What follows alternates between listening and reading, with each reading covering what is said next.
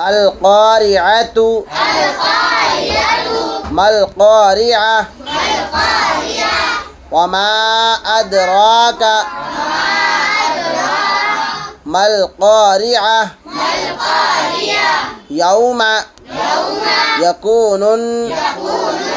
الناس كالفراش المبثوث وتكون الجبال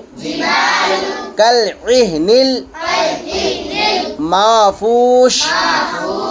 فأما ما ثقلت موازينه فهو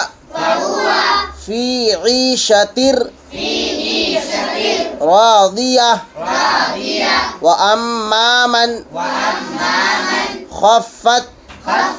موازينه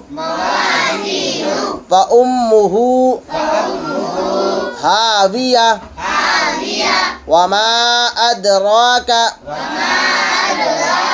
ما هي نار حامية